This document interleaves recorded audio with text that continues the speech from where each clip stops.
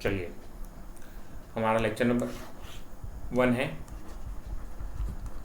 हम लोग नया सब्जेक्ट स्टार्ट कर रहे हैं, मेजरमेंट, मापन, है ना। मेजरमेंट्स,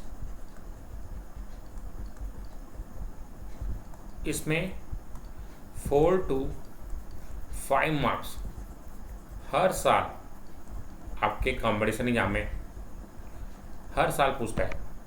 4 to 5 मार्क्स का वेटेज है, बहुत ज़्यादा ह्यूज वेटेज है इसका। एसएससी जेई, आपका RRB JE,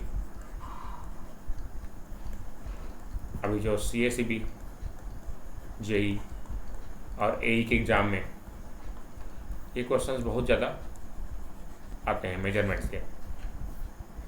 electrical, electronic, 2 type का मेजरमेंट हमको पढ़ना है। अभी हम स्टार्ट करेंगे इलेक्ट्रिकल मेजरमेंट्स। तो मेजरमेंट जो है 2 टाइप्स के होते हैं मेजरमेंट्स। हमको इलेक्ट्रिकल और इलेक्ट्रॉनिक 2 टाइप के पढ़ने हैं। इलेक्ट्रॉनिक मेजरमेंट और इलेक्ट्रिकल मेजरमेंट, ठीक है। इलेक्ट्रॉनिक और इलेक्ट्रिकल तो अलग अलग सब्जेक्ट्स हैं, इसमें अलग अलग हमको पढ़ना है। इसमें पूरा इलेक्ट्रॉनिक डिवाइस के बारे में पढ़ेंगे, डिवाइसेस, और इसमें इलेक्ट्रिकल डिवाइसेस, इसके बारे में पढ़ेंगे। इसमें पूरा मूविंग पार्ट्स, मशीन के कंसेप्ट यहाँ पर यूज होंगे। इस सब्जेक्ट को पढ़ने के लिए हमको इलेक्ट्रिकल सर्किट बहुत ज़्यादा ज़रूरी है। इलेक्ट्रिकल सर्किट्स आपको क्लियर होना चाहिए इस सब्जेक्ट के लिए। चलिए, तो इलेक्ट्रिकल सर्किट्स के लेक्चर्स हमारे चैनल में हैं, आप उसको शुरू से देखें। चलिए स्टार्ट करते हैं। देखते हैं मेजरमेंट में हम अभी स्टार्ट कर रहे हैं इलेक्ट्रिकल मेजरमेंट्स। इलेक्ट्रिकल मेजरमेंट्स, इसमें हमको मेनली पढ़ना रहता है एरर के बारे में, एरर एनालिसिस। इसके बाद हमको पढ़ना है इसमें मीटर्स के बारे में। मीटर जैसे कि हो गया हमारा ammeter, volt meter, power meter, energy meter, ये सब मीटर्स हैं। उसके बाद हमको पढ़ना है ब्रिजेस के बारे में। ब्रिजेस जिसमें होता है resistance bridge, resistance inductance bridge, LQ bridge, CD bridge और फ्रीक्वेंसी ब्रिज, ठीक है। और इसमें हमको पढ़ना है पोटेंशियोमीटर के बारे में, पोटेंशियोमीटर्स। तो ये हमारा सिलेबस है इलेक्ट्रिकल मेजरमेंट्स का। आज हम लोग एरर एनालिसिस स्टार्ट कर रहे हैं। Error analysis, error analysis. चलिए देखिए सब लोग, एरर एनालिसिस। तो सबसे पहले हम लोग समझते हैं कि मेजरमेंट होता क्या है। मेजरमेंट या हिंदी में इसको मापन बोलते हैं। मापन मतलब जैसे कि इसको आप डेली लाइफ में बहुत ज़्यादा यूज़ करते हैं। जैसे आपको दुकान जाते हैं, शक्कर नापना है, शक्कर लेना है, तो आप बोलते हैं 1 kg शक्कर दीजिए, तो एक तराजू में नाप के आपको देता है। इधर 1 किलो का बाट रखता है, इधर आपको सामान देता है। मेजरमेंट बहुत ज़रूरी है हमारे लिए डेली लाइफ में। जैसे कि हम दूध लेने जाते हैं तो 1 लीटर रखता है, इस तरीके से लीटर में नाप के देता है। उसी तरीके से तो ये लीटर क्या है? नापने का एक डिवाइस है, समझ लीजिए। उसी तरीके से मेजरमेंट क्या होता है? अननोन क्वांटिटी का, जिसको हम नहीं जानते, अननोन क्वांटिटी का, इसको हमको निकालना रहता है।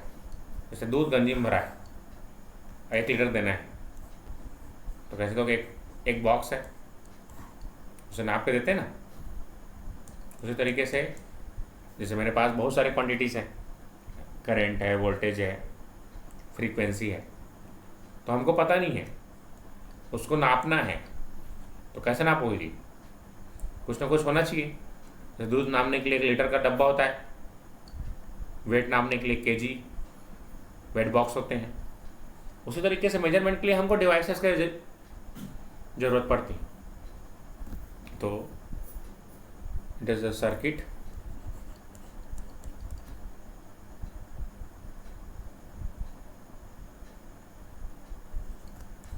Circuit of comparison between known quantity, जो पता है हमको, and unknown quantity।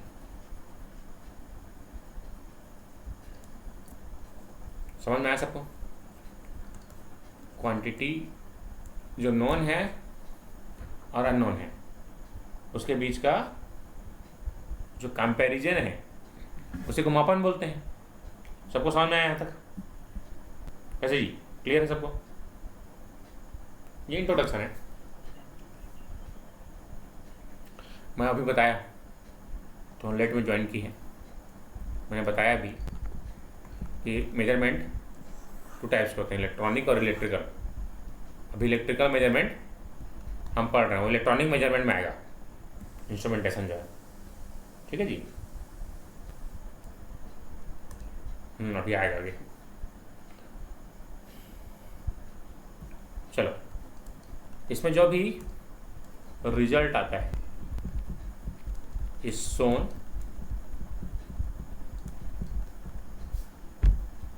with magnitude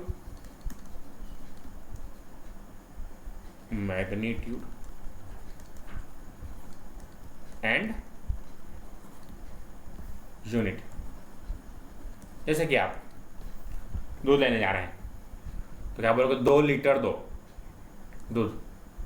तो 2 क्या है? मैग्नीट्यूड है, और लीटर क्या है जी? यूनिट है नापने का। आया समझ में? समझ पाए सब लोग? ये कैसे क्या करते हैं मेजरमेंट? नॉर्मल चीज़ है नापना। अब ये बताओ, दूध को नाप के दे रहा है किसी भी चीज़ में, या वेट बॉक्स है, तो जरूरी है क्या एग्जैक्ट हो 1 kg का? हो सकता है काटा मार दे, छोटा लीटर छोटे बना दी, मान लेते हैं 900 लीटर आता है, तो जरूरी है क्या हजारिया है? हमेशा एग्जैक्ट कभी होता नहीं है, हमेशा कुछ ना कुछ एरर आएगा। इसी को हम क्या बोलते हैं? प्रिंसिपल ऑफ अनसर्टेनिटी, अनिश्चितता का सिद्धांत, हिंदी में अनिश्चितता का सिद्धांत। मतलब कभी भी मेजरमेंट सही नहीं हो सकता, उसमें कुछ ना कुछ एरर आएगा। उसी को हम प्लस माइनस से रिप्रेजेंट करते हैं, प्रिंसिपल ऑफ अनसर्टेनिटी। आया समझ में? प्रिंसिपल ऑफ अनसर्टेनिटी बोलते हैं इसको। समझ पा रहे सब? कभी भी मेजरमेंट एग्जैक्ट नहीं हो सकता, उसमें कोई ना कोई एरर्स होगा ही, चाहे आप कैसे भी मेजर करें। सब लोग समझ पाए यहाँ तक? क्लियर है सबको? कोई डाउट तो नहीं किसी को? क्या चीज़ पढ़ रहे हैं हम लोग? क्लियर होना चाहिए सब चीज़। चलिए अब आगे बढ़ेंगे। तो अनिश्चितता का सिद्धांत ये होता है, हमेशा एरर्स होगा। तो इसमें सबसे पहले एरर एनालिसिस में हम लोग पढ़ेंगे स्टैटिक एरर्स के बारे में। एरर एनालिसिस, तो एरर एनालिसिस दो टाइप्स के होते हैं। ये डायनेमिक होता है, डायनेमिक जो बदलता है, और एक होता है स्टैटिक जो नहीं बदलता है ना, जो बदलते रहता है।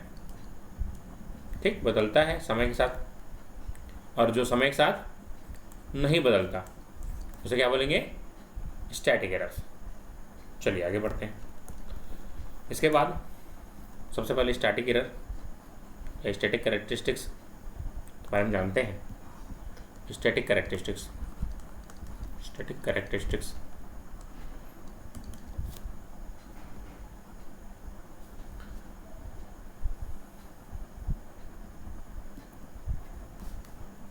ये जो है स्पेसिफाइड रहता है, स्पेसिफाइड और मेजरेबल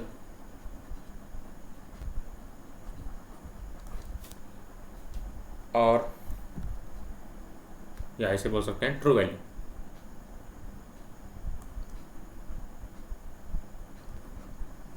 चलिए, तो इसमें सबसे पहले स्टैटिक एरर्स के बारे में जानेंगे। स्टैटिक एरर्स, तो स्टैटिक एरर हमेशा ट्रू वैल्यू, सही मान, ठीक है जी। चलो देखो ध्यान से इधर, तो ये हमेशा होगा, इसको डेल्टा से रिप्रेजेंट करेंगे स्टैटिक एरर को, measured value minus true value. हमेशा याद रखिए, मापन मान माइनस वास्तविक मान। हमेशा कहीं पर भी एरर निकालना है तो कैसे निकालेंगे जी? मापन, जो आपने मान निकाला है माप करके, और जो वास्तविक है उसी के जो बीच का अंतर है उसी को हम क्या बोलते हैं? एरर बोलते हैं। सबको क्लियर हुआ यहाँ तक? जैसे एग्जांपल के लिए, आपका ट्रू वैल्यू 4 है, मेजर्ड वैल्यू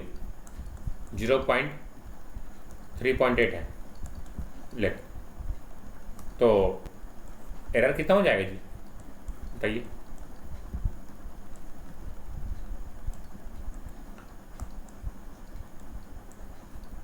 -0.2, ठीक है, इसको याद रखेंगे हमेशा।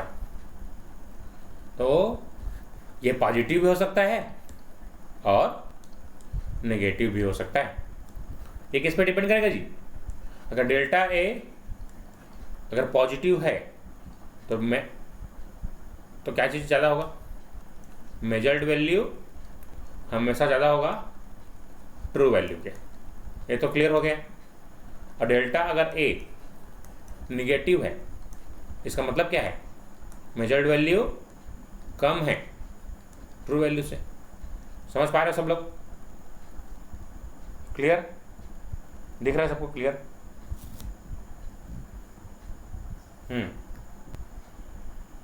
ठीक है।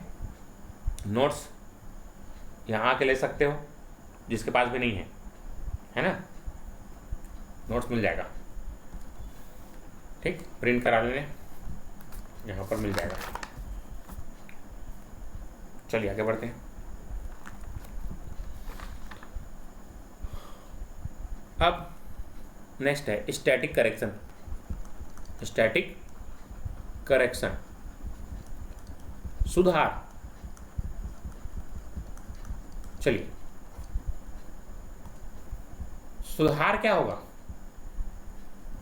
डेल्टा सी स्टैटिक करेक्शन बराबर क्या होगा? माइनस टाइम्स डेल्टा ए, जो एरर आया था। देखिए ध्यान से, जैसे हमारा अभी एरर कितना आ रहा है जी? 0.2 माइनस में। अगर करेक्शन करना है मेरे को, तो कितना करेक्शन करना पड़ेगा ताकि शुद्ध वैल्यू आए? कैसे जी बताएंगे? कितना कमी है इसमें?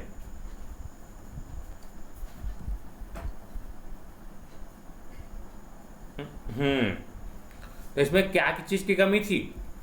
0.2 की, तो वही तो करेक्शन है ना, ठीक है ना जी। डेल्टा सी बराबर माइनस 0.2, मतलब 0.2 का अगर सुधार कर दें तो हमारा जो मेजरमेंट है वो क्या हो जाएगा? सही हो जाएगा। समझ पाए? तो करेक्शन हमेशा निगेटिव होगा। जैसे कि एग्जांपल के लिए, अगर ट्रू वैल्यू 4 है, मेजर्ड वैल्यू 4.2 है, तो कितना कम, तो डेल्टा करेक्शन क्या होगा बताओ चलो।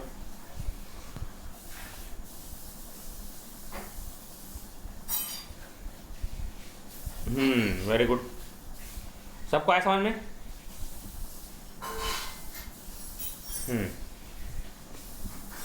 तो -0.2 दोनों का डिफरेंस प्लस 0.2, तो इसका negative.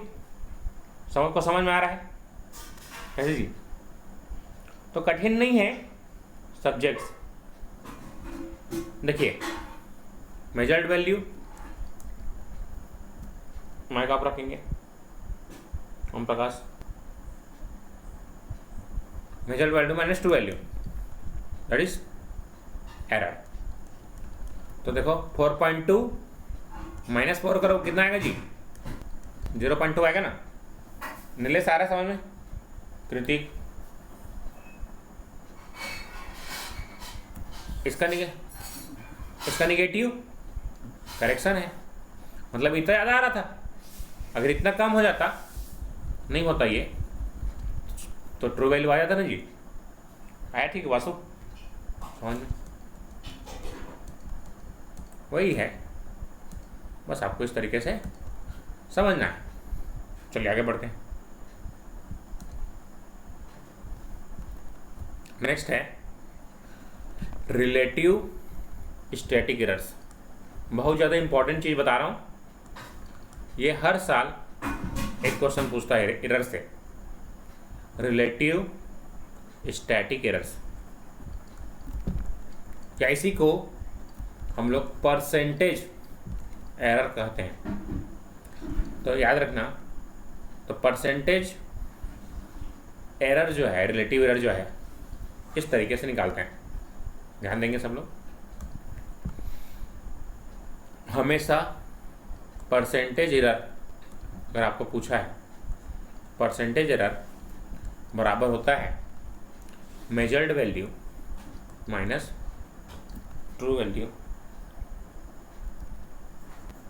Divide by true value. हमेशा, चाहे कोई भी सब्जेक्ट रहे, अगर आपको पूछेगा एरर कितना है, त्रुटि कितनी है, देखना अभी मैं गणित में पढ़ाऊंगा सेम चीज़, तो गणित में भी सेम चीज़ पढ़ेंगे। याद रखना, मापन मान माइनस शुद्ध मान बटे शुद्ध मान गुणा 100%। बहुत ज़्यादा इंपॉर्टेंट, बहुत जगह यूज करेंगे। प्रतिशत है ना, त्रुटि याद रहेगा सबको, ठीक।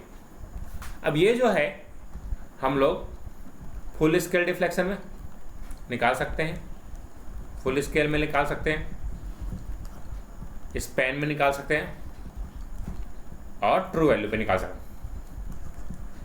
अगर बाय डिफ़ॉल्ट बोला जाए, बाय डिफ़ॉल्ट अगर क्वेश्चन में कुछ नहीं दिया है तो हमको ट्रू वैल्यू समझना है, ट्रू वैल्यू में ही निकालना है। आया समझ में? कैसे समझ पाए? ट्रू वैल्यू पे निकालना है हमेशा, अगर क्वेश्चन में कुछ भी नहीं दिया है। जैसे एग्जांपल के लिए अभी हमने बनाया मेजर्ड वैल्यू 3.8, ट्रू वैल्यू 4। चलो परसेंटेज एरर फास्ट बताएंगे सब लोग। कैलकुलेट करो। फार्मूला क्या बताया मैंने? True value, measured value minus, लिख दे रहा हूँ, measured value minus true value by true value गुणा 100%। चलो बनाओ।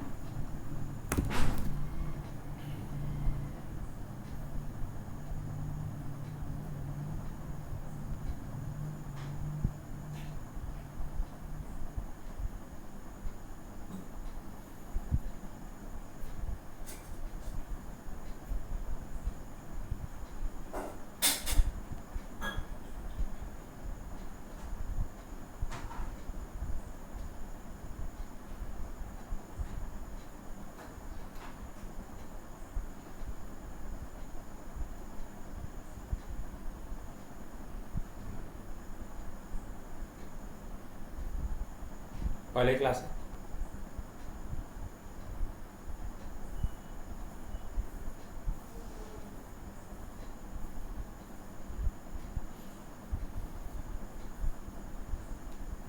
पहला लेक्चर है मेजरमेंट का। कितना आ रहा है सब लोग बताएंगे? -0.2 डिवाइड बाई 4 गुणा 100 तो कितना आएगा? -5%। आया सबसे? इजी है, ये हर साल पूछता है, ये चीज़ बहुत ज़्यादा इम्पोर्टेंट। ठीक, इजी है। चलिए आगे बढ़ते हैं। नेक्स्ट है हमारा एक्यूरेसी। एक्यूरेसी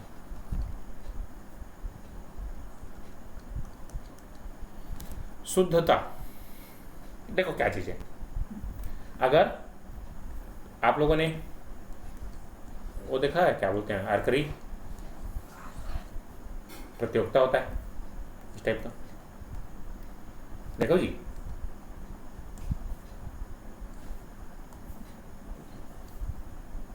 अभी ओलंपिक्स भी चल रहा है, ध्यान रखेंगे ओलंपिक्स से क्वेश्चन पूछ देगा। ठीक, तो कौन जीतता है जी इसमें? जैसे इसमें इस तरीके से, जैसे ये मान लेते हैं, एक का बाड़ यहाँ पर लगा, पहले वाले का, दूसरे वाले को यहाँ पर, और तीसरे वाले को यहाँ पर लगा। कौन जीतेगा?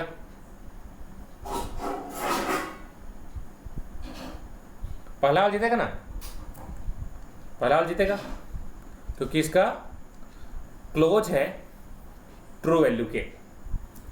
तो एक्यूरेसी का मतलब होता है closeness true value, that is called accuracy. ठीक है, शॉर्टकट में बताया, उसका डेफिनेशन देखिए एक्यूरेसी का, समझ गए? एक्यूरेसी, इसका अच्छा से डेफिनेशन लिखा दे रहा हूँ। Accuracy, it is indication of, it is indication of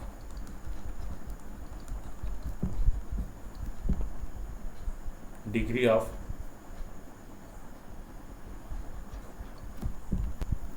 closeness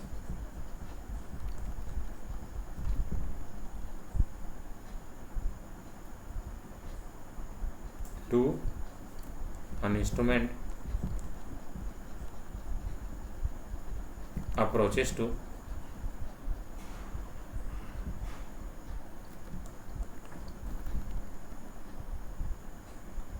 the true value।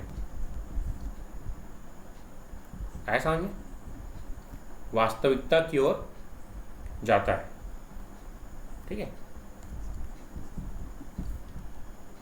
of quantity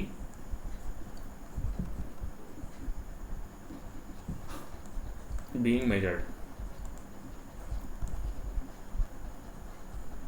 ठीक, जैसे कि देखो एग्जाम्पल, जैसे ट्रू वैल्यू मेरा 4 है, कितना है जी?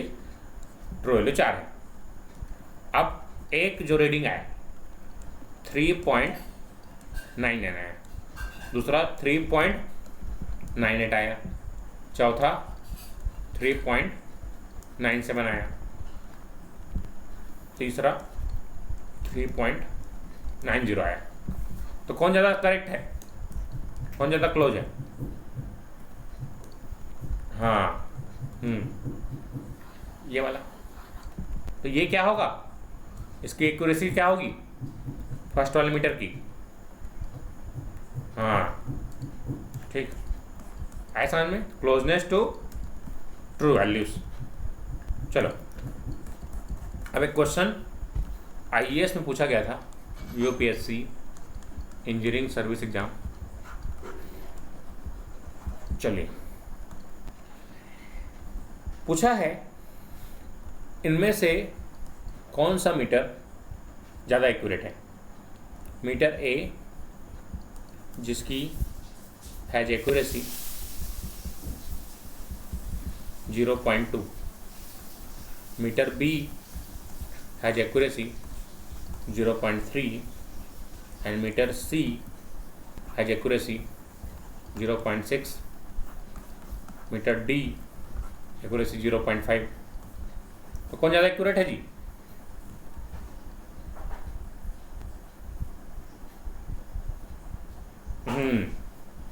मतलब क्या है एक्यूरेसी का मतलब? ये बता रहा है plus minus 0.2 of true value. मतलब इसमें 2.2 का एरर है, इसमें 0.3, 0.6, 0.5। तो ऐसा पूछता है एग्जाम में। तो ऐसा उल्टा मत समझना, जैसे यहाँ पर आपको दशमलव मान दिया है ना, कई लोग ऐसे समझ जाते हैं ये बड़ा है मतलब ये ज़्यादा एक्यूरेट है। ऐसा नहीं है बिल्कुल भी। समझ पाए सब लोग? छोटा छोटा चीज़ है, लेकिन यही सब चीज़ें आपको एग्जाम में याद रखनी है। तो सबसे ज़्यादा एक्यूरेट कौन होगा?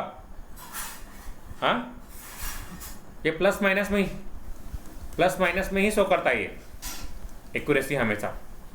ठीक है जी? अब क्लियर हुआ सबको?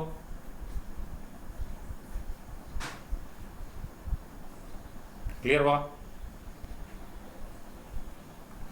तो ये एक्यूरेसी क्या बताता है? ये जो है एक्यूरेसी क्या बताता है जी? इसको बोलते हैं, हाँ ये तो ठीक हो गया, यहाँ तक ये तो डेफिनेशन हो गया। अब मैं यहाँ पर पूछ रहा हूँ कि अगर इंस्ट्रूमेंट के आगे इतना लिखा हुआ है, इसका मतलब क्या है? जैसे कोई इंस्ट्रूमेंट आपके पास है, अमीटर है मान लेता हूँ, तो अमीटर के सामने ऐसा लिखा हुआ है, इसका मीनिंग क्या होगा?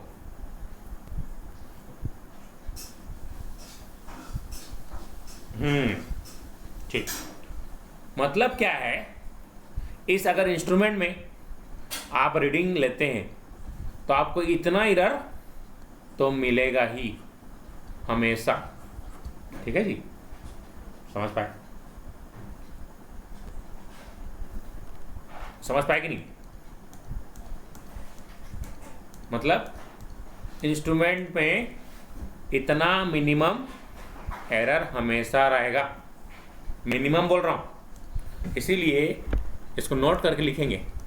नोट करके मैं नोट्स भेज दूंगा, नोट्स को लिख लेंगे सब चीज़ों को।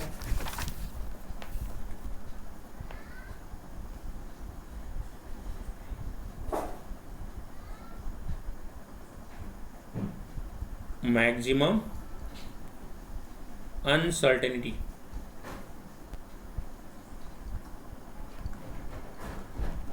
it shows or it is called tolerance, है ना? ठीक है, ऐसा इसी को हम लोग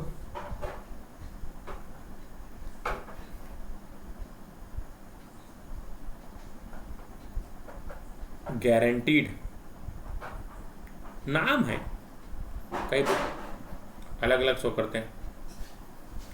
गारंटीड एरर ऐसे शो करता है कई बुक में, मतलब इतना तो होगा ही। या इसको लिमिटिंग एरर भी बोलते हैं। ठीक, मतलब इतना हो गई।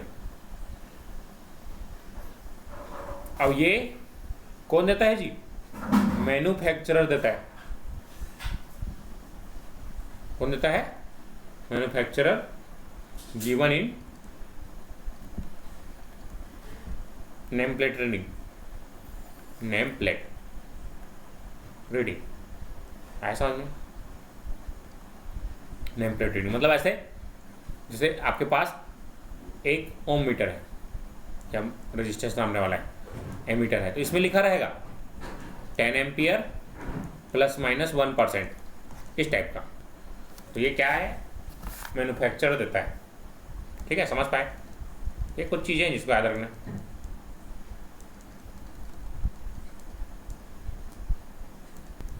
आगे बढ़ते हैं।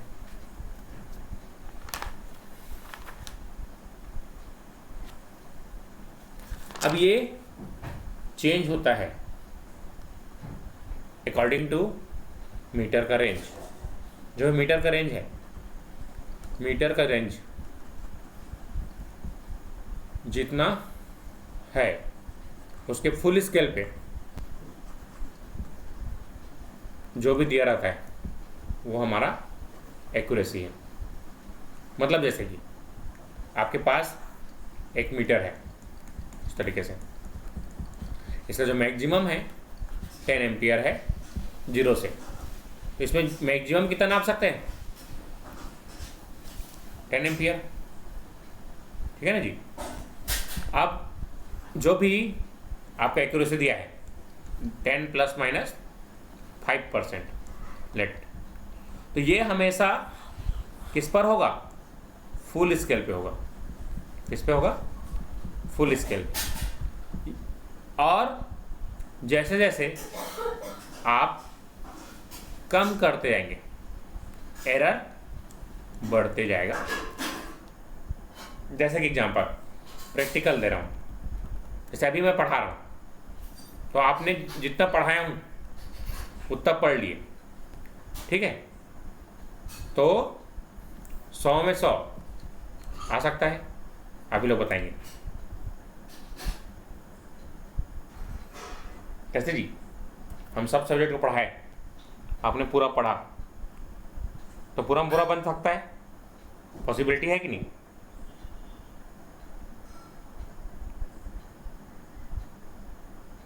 बन सकता है, मतलब एरर 0 हो सकता है।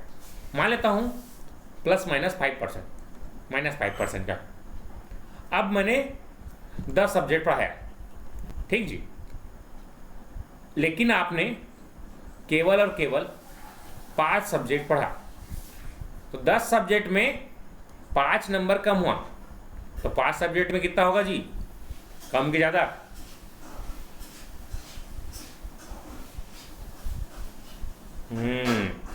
अब समझ पा रहे तो मतलब मैंने पूरा पढ़ाया, आपने पूरा पढ़ाया, तब भी 100 में 100 नहीं बनता, कुछ ना कुछ एरर आएगा, कुछ ना कुछ भूलोगे या कुछ ना कुछ छूट जाएगा, कितना भी पढ़ेंगे तब भी, है ना। तो जो भी छूटा वो फुल स्केल पे है। अगर आपने और एक सब्जेक्ट 2 सब्जेक्ट छोड़ दिया, जैसे आपने गणित को नहीं पढ़ा, रीजनिंग को नहीं पढ़ा, तो और क्वेश्चन नहीं बनेगा। तो जैसे जैसे ये वैल्यू कम होते जाती है, एरर क्या होगा? बढ़ते जाएगा। इस तरीके से याद रखेंगे, रटने की जरूरत नहीं, समझा रहा हूं। समझ पा रहे सब एरर क्यों बढ़ रहा है? प्रियंका जी समझ पाए?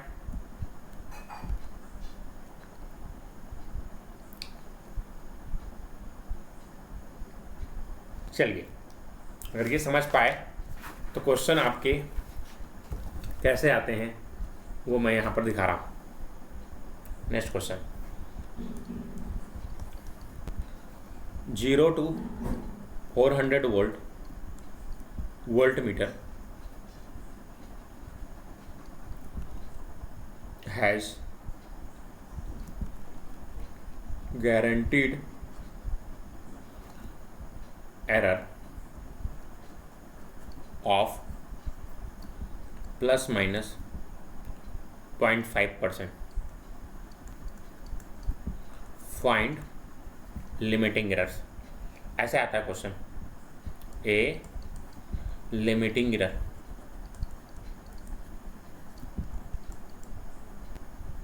B final percentage error while measuring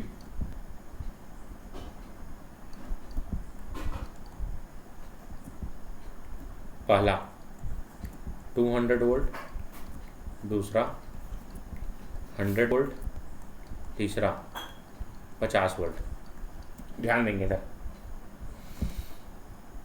देखो लिमिटिंग एरर ध्यान से देखेंगे कैसे बना रहा हूं। ये क्वेश्चन सेम क्वेश्चन कई एग्जाम में मैंने सॉल्व किया है ना। तो इस टाइप के क्वेश्चन आपके एग्जाम में आते हैं। लिमिटिंग एरर सबसे पहले स्टार्ट करते हैं।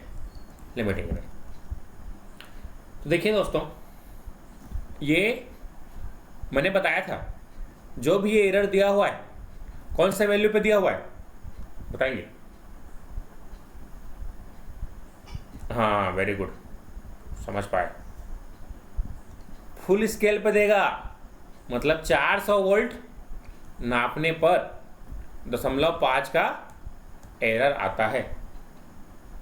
तो देखो 400 का कितना परसेंट, 0.5 होगा, परसेंट होता है। कैसे निकालते हो जी? किसी को याद है कैसे निकालते हैं? 400 का मतलब गुणा 0.5, परसेंटेज मतलब बटे 100। जानते हो कि नहीं जी? इस परसेंटेज का मतलब क्या होता है? 1/100 होता है ना। तो कितना आ जाएगा? प्लस माइनस 2 वोल्ट, क्योंकि वोल्ट मीटर है। समझ पाए यहाँ तक सब लोग? मैंने इसको परसेंटेज को मैग्नीट्यूड में कन्वर्ट किया भाई। 0.5% मतलब कितना? तो 2 वोल्ट। आया समझ में? क्लियर हुआ सबको? इसीलिए गणित पढ़ना जरूरी है ना। तुम लोग सब पढ़ रहे हो अपनी गणित? कैसे जी? गणित पढ़ रहे हो नहीं सदानंद? ये सब पढ़ना जरूरी है इसलिए। चलो नेक्स्ट।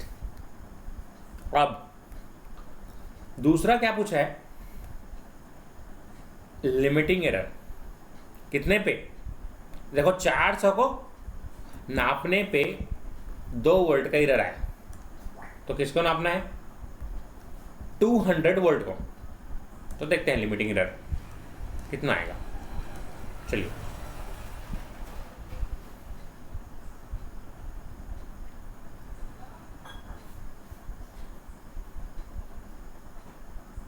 कितना आएगा जी? निकाल के बताओगे?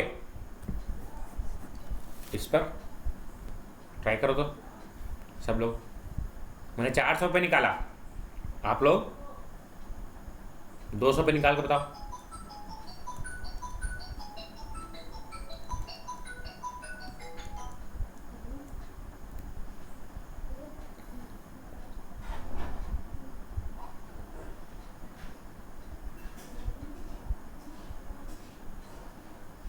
वेरी गुड, ठीक, बढ़िया।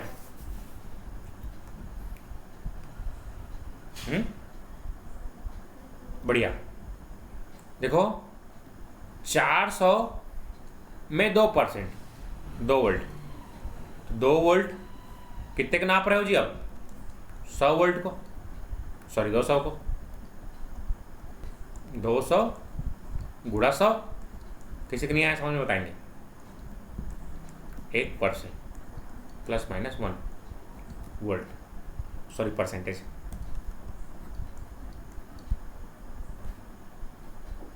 क्लियर हुआ? कैसे जी? क्लियर हुआ कि नहीं? किसी एक को भी समझ नहीं आया बताएंगे?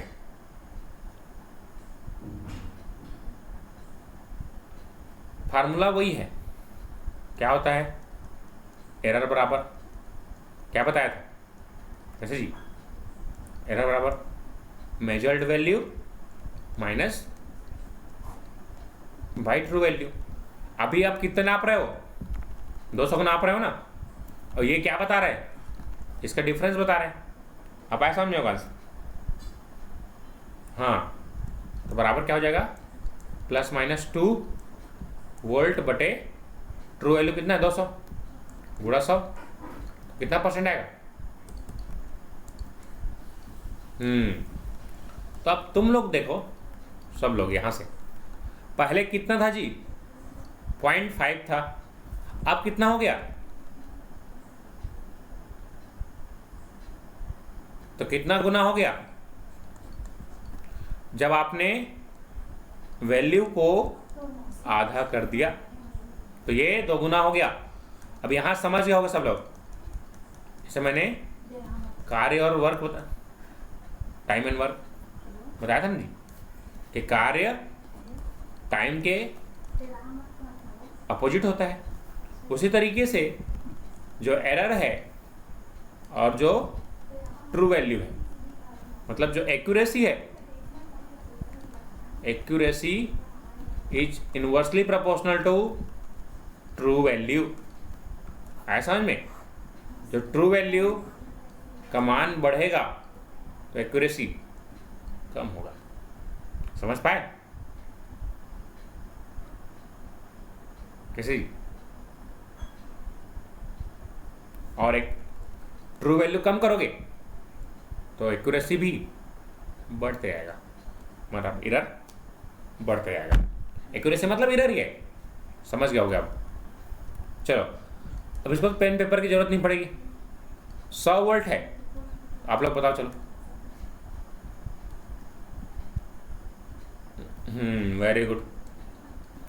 देखो, इससे 4 गुना कम, तो ये 4 गुना बढ़ जाएगा।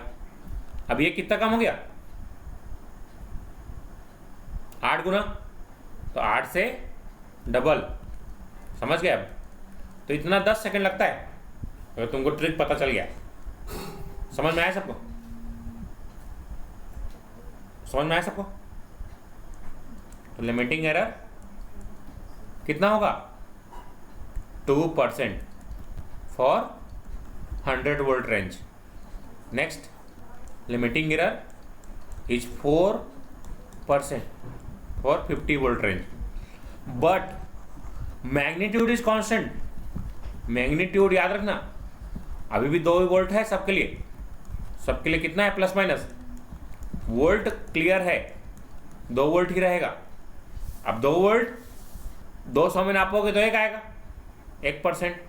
100 में नापोगे 2% आएगा, 50 में नापोगे 4% आएगा। लेकिन जो मैग्नीट्यूड है एरर का, वो नहीं बदलता। समझ पाए? तो मैग्नीट्यूड इज कांस्टेंट। अगर 2 वोल्ट है मैग्नीट्यूड, तो वो हमेशा कांस्टेंट होगा। समझ पाए सब लोग? मैंने बोला मैग्नीट्यूड, मैंने नहीं बोला कि परसेंटेज रहा है, कि एक्यूरेसी, इसके बारे में बात नहीं की। मैंने बोला कि जो मैग्नीट्यूड है, जो वैल्यू है, 2 है, 3 है, 4 है, ये हमेशा कांस्टेंट रहेगा। याद रखेंगे, केवल परसेंटेज कम ज़्यादा हो रहा है। समझ पाए? क्लियर हुआ? फिर बाद में गलत इंटरप्रेट कर लेते हो, सर तो कम करे कह रही से, कम कर बढ़ा देवे। 2 वोल्ट नहीं बढ़े जी, ये हमेशा सेम रहेगा। तो ध्यान रखना, मैं नोट करके लिख रहा हूं, ऑलवेज मैग्नीट्यूड। समझ गए? हिंदी मीडियम वाले, मैग्नीट्यूड मतलब इज कांस्टेंट, ये नहीं बदलेगा, बट परसेंटेज एरर और इसी क्या बोलते हैं, accuracy changes with respect to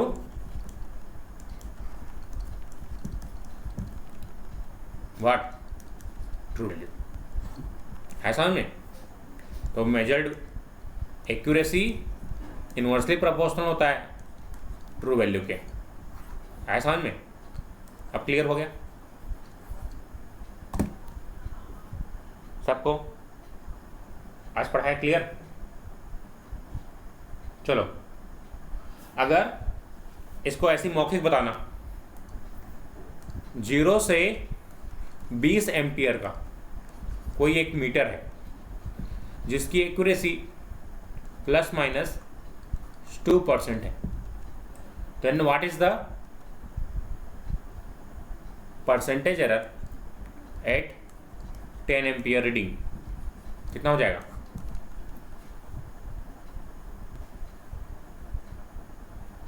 तो कितना सेकंड लगा? कैसे जी? 10। केवल देखते साथ आंसर लगाओगे अगर तुमको कंसेप्ट पता है तो, है ना? यही चीज सीखना है, ठीक है? चलो 10 मिनट बाद क्लास होगा सिग्नल सिस्टम का। हाँ? कहाँ सूद करा पा?